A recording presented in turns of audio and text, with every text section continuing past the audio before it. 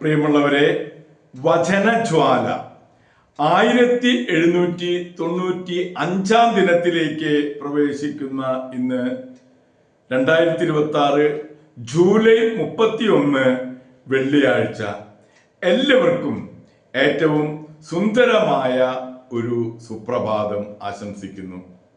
ഇന്ന് നമ്മൾ ഒരു നല്ല മാസത്തിനു കൂടി വിട പറയുകയാണ്. ഇന്ന് ജൂലൈ നമ്മളോട് വിട പറയുമ്പോൾ നമ്മൾ അടുത്ത ഓഗസ്റ്റ് മാസത്തെ സമ്പൽ സമൃദ്ധിയുടെ ഓണമാസത്തെ വരവേൽക്കാൻ ഒരുങ്ങുകയാണ്.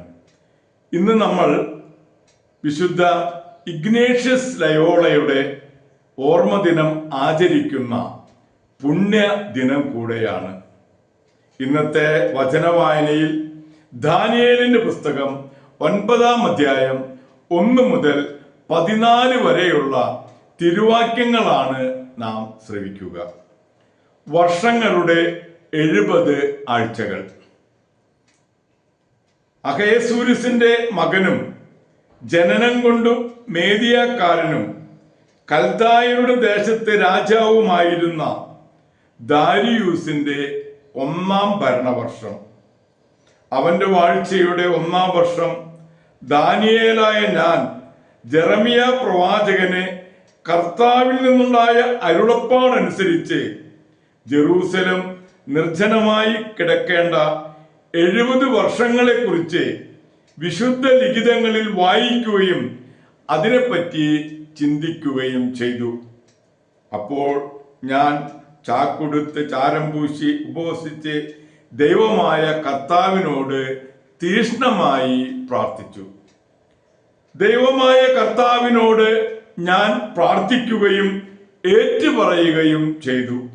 കർത്താവെ, അങ്ങയെ സ്നേഹിക്കുകയും അങ്ങയുടെ കൽപ്പനകൾ പാലിക്കുകയും ചെയ്യുന്നവരുമായി ഉടമ്പടി പാലിക്കുകയും അവരെ നിത്യമായി സ്നേഹിക്കുകയും ചെയ്യുന്ന ഉന്നതനും ഭീതിതനുമായ ദൈവമേ, ഞങ്ങൾ അങ്ങയുടെ കൽപ്പനകളിലും ചട്ടങ്ങളിലും നിന്ന് അകന്ന് അകൃത്യങ്ങളും അപരാധങ്ങളും ചെയ്യുകയും ദുഷ്ടതയോടെ വർത്തിക്കുകയും അങ്ങയെ ധിക്കരിക്കുകയും ചെയ്തു. ഞങ്ങളുടെ രാജാക്കന്മാരോടും പ്രഭുക്കന്മാരോടും പിതാക്കന്മാരോടും ദേശത്തെ ജനത്തോടും അങ്ങയുടെ നാമത്തിൽ സംസാരിച്ച അങ്ങയുടെ ദാസന്മാരായ പ്രവാചകരുടെ വാക്ക് ഞങ്ങൾ ചെവിക്കൊണ്ടില്ല. കർത്താവേ, നീതി അങ്ങയുടേതാണ്. എന്നാൽ ഞങ്ങളുടെ മുഖത്ത് അങ്ങേക്കെതിരെ ചെയ്ത വഞ്ചന നിമിത്തം അങ്ങ് വിവിധ ദേശങ്ങളിൽ ചിതറിച്ചു കളഞ്ഞ യൂദയായിലെയും ജെറൂസലേമിലെയും നിവാസികളുടെയും സമീപസ്ഥരും ദൂരസ്ഥരുമായ ഇസ്രായേൽ ജനത്തിന്റെയും മുഖത്ത് ഇന്ന് കാണപ്പെടുന്നത് പോലെ ലജ്ജയാണ് നേടിക്കുന്നത്. കർത്താവെ, അങ്ങേക്കെതിരായ പാപം ചെയ്തതിനാൽ ഞങ്ങളും ഞങ്ങളുടെ രാജാക്കന്മാരും പ്രഭുക്കന്മാരും പിതാക്കന്മാരും ലജ്ജിതരാണ്. ഞങ്ങളുടെ ദൈവമായ കർത്താവെ, കാരുണ്യവും പാപമോചനവും അങ്ങയുടേതാണ്. എന്നാൽ ഞങ്ങൾ അങ്ങയോട് മത്സരിച്ചു. ഞങ്ങളുടെ ദൈവമായ കർത്താവിന്റെ സ്വരം ഞങ്ങൾ ചെവിക്കൊണ്ടില്ല. അവിടുന്ന് തന്റെ ദാസന്മാരായ പ്രവാചകന്മാർ വഴി ഞങ്ങൾക്ക് നൽകിയ നിയമം ഞങ്ങൾ അനുസരിച്ചില്ല. ഇസ്രായേൽ ജനം മുഴുവനും അങ്ങയുടെ നിയമം ലംഘിച്ച് അങ്ങയുടെ സ്വരം ശ്രവിക്കാതെ വഴിതെറ്റിപ്പോയി.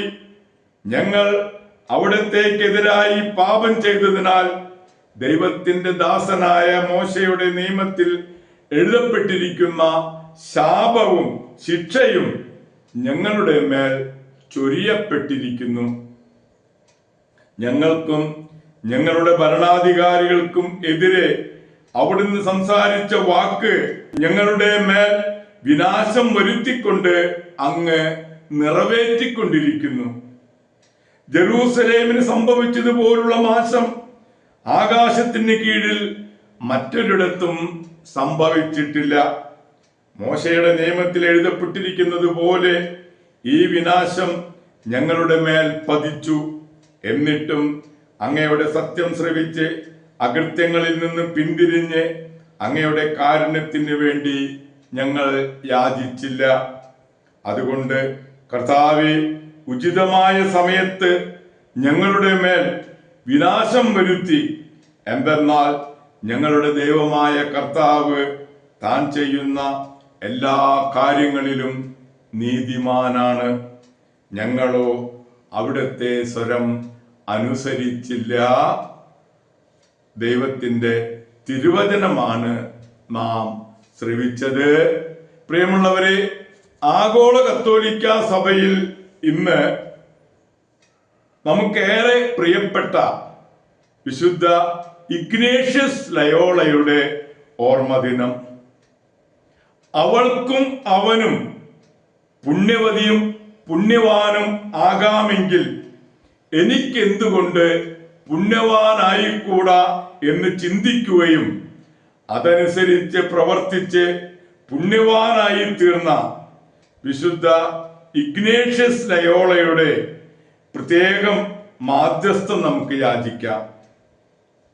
കുലീന മാതാപിതാക്കന്മാരിൽ നിന്ന് ജനനം. ഇനീഗോ എന്നായിരുന്നു ആദ്യ നാമം. ചെറുപ്പത്തിൽ തന്നെ ഉയർന്ന ഉദ്യോഗസ്ഥന്റെ ശിക്ഷണമാണ് കൊട്ടാരത്തിൽ ലഭിച്ചത്. യുദ്ധത്തിൽ വെടിയുണ്ടയേറ്റ് 2 കാലും മുറിഞ്ഞു. ഒരു കാൽ നീളം കുറഞ്ഞപ്പോൾ മറ്റേ കാലും ഒടിച്ച് കുറെ കാലം ആശുപത്രിയിൽ കഴിഞ്ഞു. ആ സമയം വിശുദ്ധരുടെയും ക്രിസ്തുവിൻ്റെയും ജീവചരിത്രം പഠിച്ചു.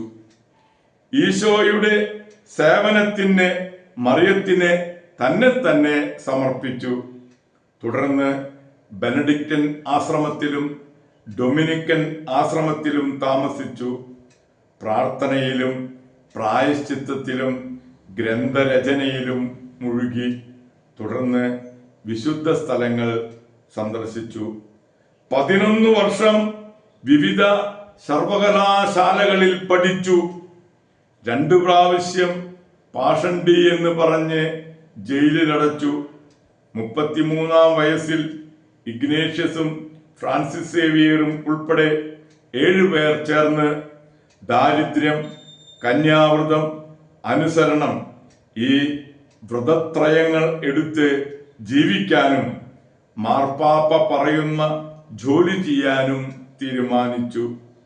4 കൊല്ലം കഴിഞ്ഞപ്പോൾ ഈശോ സഭ മാർപ്പാപ്പ അംഗീകാരം നൽകി.